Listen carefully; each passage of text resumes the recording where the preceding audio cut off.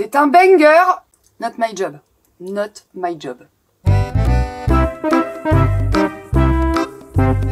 Alors attention, je ne suis pas une spécialiste, hein, je ne suis pas prof de français, mais il me semble bien que ce mot prend 2 L. Aïe aïe aïe, bah oui, évidemment. Non mais bon, c'est important. Donc alors, aujourd'hui, vous l'aurez compris, FAQ pour les élèves, parce qu'ils me harcèlent, hein, littéralement. J'ai une quantité de questions monumentales, donc j'étais obligée de faire des choix. Je vous passe toutes les questions de cet acabit à base de comment on fait les bébés, parce que purée, alors c'est des élèves de 6e hein, qui me posent la question, hein, je vous le dis, enfin majoritairement. Oui, je les vois mettre les mots, hein. Je suis pas bête, hein. Je regarde. Donc c'est majoritairement des élèves de 6e, ça les travaille visiblement, ça tombe bien, on est en train d'en parler, donc me posez pas des questions alors qu'on n'a pas fini le cours. Si il vous reste des questions ensuite, évidemment que j'y répondrai.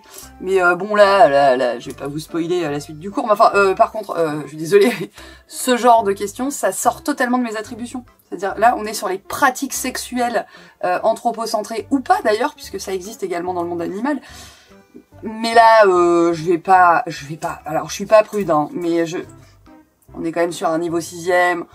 On est quand même face à des élèves, c'est peut-être une question posée extrêmement innocemment, mais je me garderai bien de me lancer sur le sujet. Voilà, faites votre vie, vous verrez plus tard, vous ferez un tas de découvertes. Donc on y va. Alors, exceptionnellement, eh bien, je ne fais rien d'autre que de répondre aux questions des élèves. Je m'étais dit, je pourrais déballer des plantes, etc., parce que j'ai encore fait une commande. Mais ce sera pour la prochaine vidéo. Ah ouais, alors j'ai pas sorti de vidéo le week-end dernier. Non mais alors, vous attendez pas de la régularité de ma part, c'est pas possible. C'est-à-dire, il faut que je compose avec le quotidien, la fatigue, etc. Et évidemment des événements imprévus, car la vie n'est pas un long fleuve tranquille. Vous êtes bien au courant. Les 6e 4 notamment, je vais imprimer votre interro-flash séance 11 de physique-chimie. Oui, parce que j'enseigne aussi la physique-chimie pour ceux qui n'étaient pas au courant. J'enseigne 2 matières, tant qu'à faire. Bah oui, parce que sinon on s'ennuie. Donc, vous inquiétez pas, elle sera prête pour vendredi. Croyez pas que parce que je tourne une vidéo et que je la publie aujourd'hui, la Terre s'arrête de tourner, hein, pas du tout. Hein. Vous aurez votre interro-flash vendredi, sans faute, j'ai aucune idée de ce qu'il y aura dedans. Bon, alors, on va commencer tout de suite, on va y aller. Donc j'ai sélectionné 3 questions d'élèves qui n'ont pas grand rapport les unes avec les autres, parce que vous savez que j'aime bien les titres un peu pétés. Et donc, c'est parti, on y va. Tout le monde n'a pas mis son nom, mais peu importe, j'ai envie de vous dire, peu importe. Voilà, allons-y. Alors, première question qui m'a été posée à l'oral. Donc du coup, tout ce dont je me souviens, c'est que c'était un garçon et que c'était un élève de 4e. Alors, j'hésite entre Mohamed, Abdourahman, peut-être Devon, peut-être Yacouba, je sais plus. Je ne sais plus qui m'a posé cette question, ça fait des semaines. Et ça fait des semaines que régulièrement on me dit quand est-ce que vous allez répondre à la question, mais je ne sais plus qui me demande ça. Je suis désolée, j'ai 4 classes de 4e, faites le calcul, 30 élèves par classe, bon, je ne sais plus. Donc, je vais répondre à cette question. La question est la suivante, c'est est-ce que c'est vrai que les éléphants ont peur des souris? Vous savez, il y a cette idée commune, cette image d'Épinal de l'éléphant qui craint les souris, les rongeurs, les rats, etc. et qui fuit devant les souris. Bon, alors, je vous avoue, j'avais pas la réponse, mais je sentais bien que ça sentait le foin. Donc je me suis quand même un tout petit peu renseignée, et c'est pour ça que j'ai tardé à répondre. J'ai pas cherché pendant 1000 ans, hein, vous inquiétez pas, hein, il y a quand même peu de choses qui ont été publiées sur le sujet, heureusement. Ah, quand même, il y a des gens qui ont fait des expériences. Donc, il semblerait que cette histoire vienne de mythes antiques, voire... c'est une vieille histoire qui traîne dans la littérature et dans les transmissions orales. Notamment, on en trouve des traces dans la culture hindoue, avec le dieu Ganesh, qui est un dieu éléphant, qui se serait associé à une sorte de petit dieu souris, souris ou rat, Misuba, je me souviens plus, je vous mettrai son nom.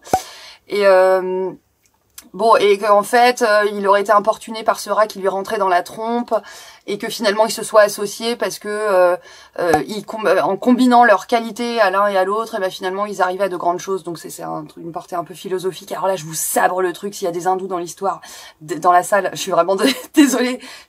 J'adore, hein, mais je suis pas une spécialiste de cette culture-là. Mais enfin bon. Voilà, donc ça vient peut-être de là, mais ça vient peut-être d'autres mythes et d'autres légendes.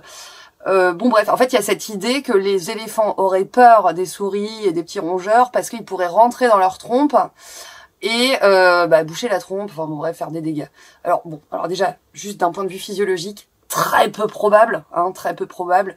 Les éléphants sont des mammifères qui ont un mode sommeil avec un bon mode veille activé quand même, hein, comme beaucoup de mammifères dans la nature et à l'état sauvage, y compris les mammifères humains qui, vous savez, les nuits courtes, les nuits en high vigilance because of a little baby just behind. Voilà, donc on est tous en tant que mammifères concernés par les nuits peu calmes, hein, commencez par les jeunes parents, force à vous. J'y suis passée 3 fois, je connais. Hein. Bon bref, donc il est peu probable que si une souris rentrait dans la trompe d'un éléphant, déjà faut qu'elle y arrive, hein, parce que le diamètre des narines d'un éléphant c'est c'est quelques centimètres, mais enfin bon. Et sans qu'il ne se réveille au point d'aller obstruer la trompe et faire des dégâts, peu probable. D'autant plus que l'éléphant a une capacité à sortir de l'air, sortir de l'eau par sa trompe. Donc il a un coup de naseau et c'est terminé l'histoire. Donc peu probable de ce point de vue-là. Ce qui a été constaté dans le milieu sauvage, c'est qu'effectivement, les éléphants présentaient des signes d'agitation. Je dis pas de charge ni rien, hein, juste d'agitation un petit peu quand il y avait des petits animaux, des petits animaux, j'allais dire des petits mammifères, mais peut-être que ça marche aussi avec les reptiles, enfin j'en sais rien, à leurs pieds. Voilà, c'est probablement dû au fait... Pardon, j'ai des notifications en même temps. Et oui, j'ai une vie. C'est mercredi, je ne travaille pas, mais quand même. Enfin, si je travaille, mais je travaille à la maison. Bon, bref, on s'en fout. Je coupe le son. C'est probablement dû au fait que les pachydermes, les éléphants notamment, ont une très mauvaise vue, extrêmement mauvaise vue, et que donc... s'ils voient fureter, s'ils ressentent, s'ils perçoivent des petites choses fureter à leurs pieds et qu'ils ne peuvent pas les identifier parce qu'elles sont trop petites et qu'ils ont une mauvaise vue, ils ont tendance à s'agiter et à s'en aller, mais pas guère plus, voilà. Alors quand même, il y a des études qui ont été menées dessus, pas pléthore, hein. Trouvé quelques références d'études menées là-dessus, et il y a des scientifiques spécialistes du comportement animal qui ont tenté de faire des lâchers de souris aux pieds d'éléphants en captivité pour voir ce que ça faisait. Et en fait, bien souvent, pour résumer, hein, pour la résumer, parce qu'ils ont quand même fait plusieurs mises en situation, mais pour la résumer, simplement ce qui se passe, c'est que l'éléphant, s'il capte la présence de la souris, ce qui n'est pas toujours le cas, puisqu'il a une très mauvaise vue, va simplement marquer un arrêt et dévier de sa trajectoire pour éviter de l'écraser. C'est tout. Comme il sait pas de ce que c'est, il préfère pas marcher dessus, normal, hein, voilà. On prend pas trop de risques. Mais ça s'arrête là. Un éléphant qui a vraiment peur, parce que c'est un animal peureux, mais qui dans ces cas-là a tendance à charger, mais un éléphant qui a vraiment peur, il va marquer un arrêt, il va déployer ses oreilles pour intimider l'organisme en face de lui, ou en tout cas le danger, et il va commencer à amorcer une marche arrière pour ensuite mieux charger. C'est pas ce qui a été observé du tout... quand on a lâché des souris au pied des éléphants en captivité. Alors il y a une vidéo qui traîne, qui est de Discovery Channel, alors je peux évidemment pas pour des raisons de droit d'auteur vous la foutre là, mais si vous allez sur YouTube, vous mettez Elephant versus Mouse dans le moteur de recherche, vous allez trouver la vidéo de Discovery Channel. Alors de là à dire que c'est une étude vraiment scientifique, pas sûre, je crois que c'était pour la télé. Enfin bon, voilà, ils ont tenté le coup et ça a pas été probant. Donc voilà, donc les éléphants qui ont peur des souris, pas sûr. Vraiment pas sûr. Voilà pour la première question. Ah oui mais non, attendez, parce que c'est à nouveau extrêmement mal fait, j'ai oublié de préciser un truc. Une vraie peur avérée des éléphants et qui a été testée là pour le coup, parce qu'en fait, je vous explique. Dans les pays où il y a des éléphants, en liberté, sauvages, à l'état sauvage, on a constaté, en fait, les éléphants sont quand même des animaux plutôt agressifs, qui n'ont pas trop peur de l'homme, et qui ont tendance à aller saccager des villages, hein, parfois quand ils sont oppressés, que dans leur milieu naturel ils trouvent plus de ressources suffisantes, ils ont tendance à aller saccager des villages et éventuellement faire des victimes. Hein. voilà, bah, vous vous faites marcher dessus par un éléphant, ça se passe moyen. Et du coup, ça a été une vraie problématique dans les villages de ces régions-là, pour essayer de trouver un moyen de faire fuir les éléphants. Et faire yata yata comme ça, avec des gros bâtons, ça suffit pas. Hein. Un éléphant sauvage qui est motivé, vous allez pas le faire fuir comme ça. Donc du coup, il y a des chercheurs qui se sont vraiment sérieusement penchés sur le sujet, pas de la souris et de l'éléphant, mais de trouver quelque chose qui pouvait faire peur aux éléphants. Et ils se sont rendus compte que les éléphants étaient extrêmement sensibles à la présence de petits animaux également, qui sont les abeilles. Ils ont extrêmement peur des essaims d'abeilles. Ça les fait dégager vitesse grand V. Et du coup, il y a eu des expérimentations menées où ils ont placé des ruches à l'entrée de village et ils se rendaient compte que la présence de ruches et le simple bourdonnement des ruches suffisait à éloigner les éléphants. Au point même que une technique a été développée qui consistait à même pas mettre de ruches, mais à simplement diffuser le son du bourdonnement des abeilles. Et ça contribue à éloigner les éléphants des villages et donc à préserver un petit peu la paix entre humains et éléphants. Voilà, non mais c'était intéressant quand même, je sais pas pourquoi je l'ai zappé, c'était chouette. Bon, je me magne, j'ai presque plus de batterie, après il faut que je prépare le déjeuner. Bon bref. Question suivante, rien à voir. Alors, c'est une question de Mehdi en 4e. Mehdi qui se reconnaîtra. Désolé Sikou, vous m'avez posé une question, j'y répondrai. Mais là tout de suite c'était un peu glauque votre question, donc j'y répondrai, je trouverai les formes pour y répondre, mais bien sûr que j'y répondrai, Sikou, ne soyez pas jaloux. Donc c'est la question de Mehdi. Et la question de Mehdi, c'est pourquoi, alors merci Mehdi de pas écrire pourquoi en entier, hein, pourquoi les humains ont des cheveux. J'entends là, je pense comprendre que c'est pourquoi les humains et pas les autres ont des cheveux, pas les autres primates en tout cas. Alors bah c'est une très bonne question que beaucoup de gens se posent certainement. Alors effectivement, comparé aux autres primates, nous avons une très faible pilosité générale du corps. D'accord. Alors les seules zones encore pileuses conservées chez l'humain, donc c'est effectivement la tête, les aisselles, les zones génitales, ça c'est pour des questions de thermorégulation et également de caractère sexuel secondaire, c'est-à-dire de reconnaissance de partenaires sexuels, etc.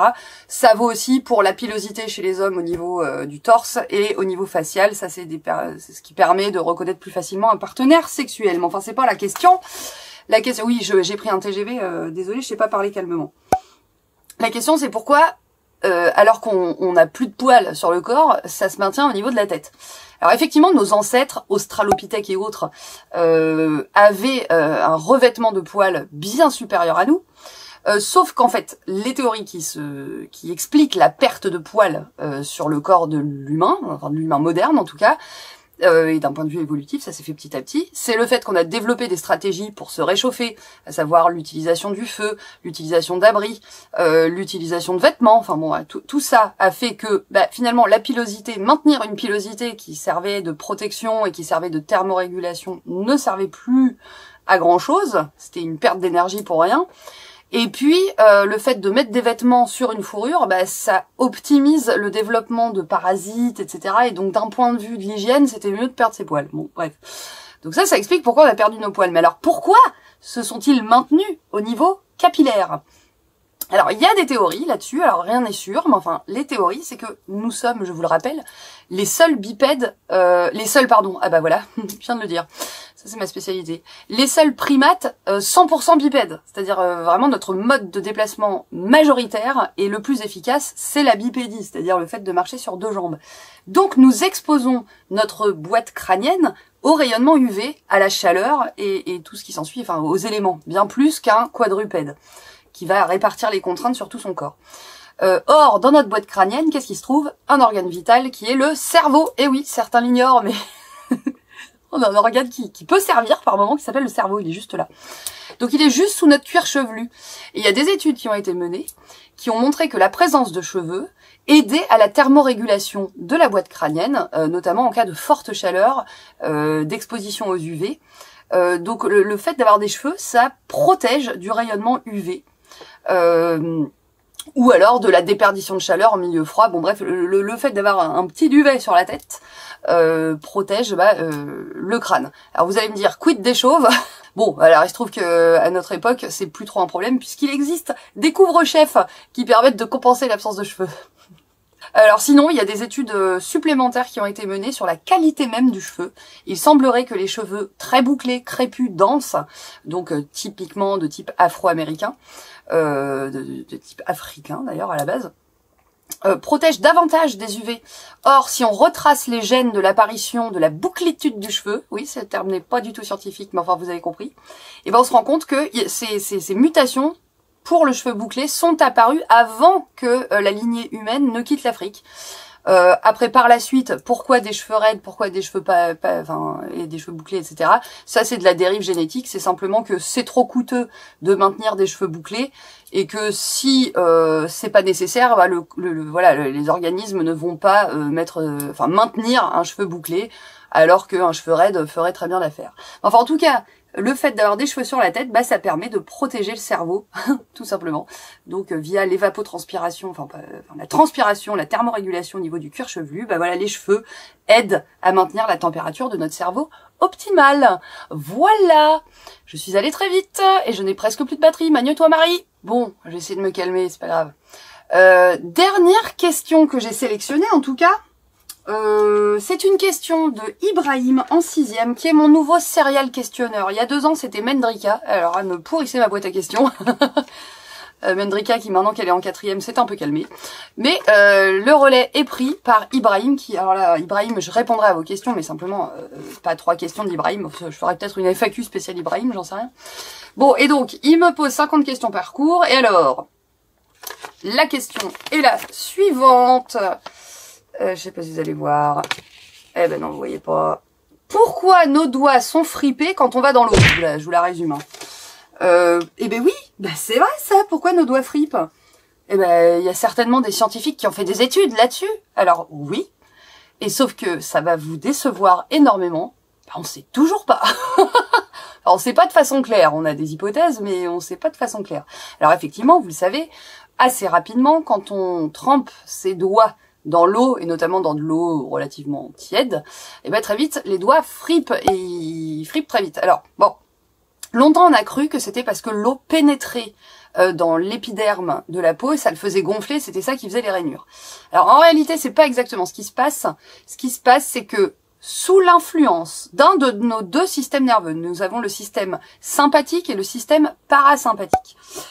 Sous l'influence du système parasympathique, système nerveux parasympathique, quand nous avons les doigts dans l'eau, les extrémités dans l'eau, parce que ça se passe au niveau des orteils aussi, petit souvenir de nos ancêtres primates quadrupèdes, bon bref, vous avez compris, nos doigts se fripent parce que nos vaisseaux sanguins, au bout des doigts, se contractent. Il y a une vasoconstriction, c'est-à-dire le diamètre des vaisseaux sanguins diminue. Alors, il y a des questions de thermorégulation, mais ça n'expliquerait pas pourquoi ça se passe dans l'eau chaude. Il n'y aurait pas vraiment de raison là pour le coup, hein, parce que la vasoconstriction, j'en ai déjà parlé, ça aide à limiter les pertes de chaleur. Bon, dans l'eau chaude, pourquoi? Bon, donc il y a une stimulation du système parasympathique qui fait que les vaisseaux sanguins dans les doigts diminuent de diamètre. Et ça, bah, comme ils occupent moins d'espace, mais que la surface de peau reste la même, ça crée des plis. D'accord? Ça a l'air anecdotique, mais ça a son importance. Donc c'est un contrôle nerveux qui fait ça. Or, le système parasympathique, son rôle d'habitude, c'est d'aider à l'adaptation au milieu extérieur. Voilà, il va réguler des fonctions du corps pour s'adapter rapidement à des variations, des changements du milieu extérieur. Donc, comme ça venait du système parasympathique, les scientifiques se sont dit « Ah, bon, donc ça doit servir à quelque chose. Ça doit servir à quelque chose que nos doigts se fripent comme ça, etc. Si c'est pas de la thermorégulation, c'est autre chose. » Et ils se sont dit que ça servait peut-être à améliorer l'adhérence des objets, des supports, etc. dans l'eau, pour éviter qu'on zippe comme ça, comme des crottes, vous voyez. Bon, donc ils ont mené des études, ils ont fait faire des manipulations à des gens, ils leur ont fait tremper les mains dans l'eau, ils leur ont fait prendre des billes, les faire passer dans un petit trou, etc. Bon, et ils ont essayé de voir qui s'en sortait le mieux entre les mains sèches et les mains fripées, grosso modo. Bon, alors oui, effectivement, les mains fripées avaient une qualité de préhension un petit peu meilleure, de 12% par rapport aux mains sèches. Bon, d'accord. Ils avaient une bassine de billes, ils devaient faire rentrer les billes dans des goulots de bouteilles. Enfin, je ne me rappelle plus exactement les détails. Bon, pas flagrant. Donc, on aurait pu se dire, oui, ça aide à l'adhérence. Bon, quand même, il y a 12% de plus de préhension, ça marche mieux. Ok. Sauf que Ce phénomène de doigts fripés se retrouve également chez tous nos cousins primates. Quand on leur fout les pattes dans l'eau, elles fripent. Sauf que les primates, eh ben, on est les seuls à ne pas éviter l'eau. Les autres évitent vraiment énormément le contact avec l'eau prolongé. Nous, on est les rares primates un peu nageurs, etc. Les autres, pas tant. Donc, on comprend pas trop pourquoi nous, on a cette qualité, les autres aussi, alors que nous, on a un milieu vraiment très différent d'eux. Alors, on s'est demandé si ça facilitait pas dans les débuts de la lignée humaine le fait d'attraper les proies quand on pêchait, attraper les poissons, etc. Sauf que très vite, l'humain a développé des outils pour optimiser ses techniques de pêche, et pourtant il a conservé ses doigts fripés. Donc, est-ce que c'est un hasard de l'évolution? Est-ce que ça a été une aptitude, enfin une adaptation utile à un moment, puis qui s'est maintenue parce que bon, ça coûte pas trop énergétiquement parlant, c'est pas trop coûteux, donc bah, du coup c'est resté. Ben on sait pas. En fait, on sait pas très bien. Il y a eu des études biomécaniques. Est-ce que ces petits traits sur les doigts, ça imite, vous savez, les rainures sur les pneus des voitures qui évitent l'aquaplaning, là, pour évacuer l'eau. Et donc, du coup, ça adhère mieux à la route. Bon, il y a plein de théories, mais en fait, d'hypothèses. Mais en fait, c'est pas probant pour le moment, donc on sait pas trop. Ça sent le truc qui est conservé un peu par hasard, ou qui est arrivé par hasard, mais comme c'est pas très coûteux énergétiquement, comme ça n'apporte pas comment dire, ça n'est pas préjudiciable, bah du coup c'est conservé, quoi. Tant que ça embête pas le monde, on garde cette particularité alors qu'elle sert à rien. Ça existe, hein, il y a un tas de choses comme ça qui existent, de caractéristiques qui sont arrivées par hasard, qui servaient à rien mais qui ont été conservées. Ça s'appelle la dérive génétique, encore une fois. Voilà, quoi. Donc Ibrahim, je suis désolée, on ne sait pas. Et oui, les scientifiques savent pas toujours tout, hein, mais ils cherchent. Bon, et puis alors, bon, c'est pas vraiment une question, mais alors je vais cacher la classe. Donc c'est Faria, je ne sais pas si vous allez voir, Faria qui me demande si je peux faire des vidéos sur mon lapin, et que, alors j'ai pas bien compris, mais je pense qu'elle m'écrit, si vous n'en avez pas, moi j'en ai. Je suppose que Faria, je l'apprends, vous avez des lapins. Et ben déjà, bienvenue dans la famille des mamans et papas lapins. C'est vraiment très cool. Oui, je pourrais faire une vidéo sur... Je m'étais dit que je m'amuserais à faire une vidéo sur mon lapin, mais j'ai peur de me prendre des commentaires haineux de gens qui me disent que je fais pas bien avec mon lapin. Bon, après, si je le fais sur le ton de l'humour, vivons une journée dans la vie de Taïn, ce serait marrant. Oh ouais, ce serait drôle. Je vais peut-être le faire. Écoutez, Faria, pas de problème, je vous montrerai mon lapin. Mais enfin, si vous regardez les vidéos précédentes, il y a quelques images de Taïn par-ci par-là. Donc, vous pouvez voir mon lapin. Voilà, surtout que Sad, en 6e également, m'a dit qu'il avait recueilli un lapin il y a pas longtemps. Il m'a posé des questions très pertinentes sur comment s'occuper d'un lapin. Donc oui, il a trouvé un bébé lapin dans un carton au bord de la route. Génial les gens, bravo les humains, génial, excellent. Donc bravement sa famille, et bravo à elle, a adopté le lapin et est en train de lui construire un enclos, d'essayer de se renseigner sur comment s'en occuper. Mais alors, franchement, force à vous. Donc je ferai peut-être une vidéo lapin, sait-on jamais. Ma batterie ne m'a toujours pas lâché, c'est extraordinaire. Bon, bah écoutez, sur ce, moi, je vais aller préparer le déjeuner, parce que ça va pas se faire tout seul, malheureusement, on n'est pas dans Cendrillon. Ah, ce serait bien, des petits oiseaux là qui viennent me faire cuire mes pâtes, ce serait génial. Et puis je vais tenter de monter cette vidéo aujourd'hui, de ne pas oublier mes interros flash, les 6e 4, et puis de vous publier ça ce soir certainement. Voilà, pour rattraper le retard. Ce week-end, je n'ai pas d'enfant. Je pourrais certainement tourner une vidéo de plus. J'ai des petites idées. Ce sera probablement une vidéo plante. Préparez-vous. Je vous fais des gros bisous. Je vous dis à la prochaine. Ah voilà! Purée, j'oublie tout le temps. Si vous avez regardé cette vidéo jusqu'au bout, mettez lapin en commentaire. Ça n'a aucun rapport, mais voilà. Mettez lapin en commentaire. Comme ça, je saurai en plus si ça vous intéresse. Les camions de poubelle passent. C'est vraiment génial. Si ça vous intéresse, une vidéo lapin. Voilà. Je vous dis donc, prenez soin de vous, prenez soin de vos vivants. À la prochaine!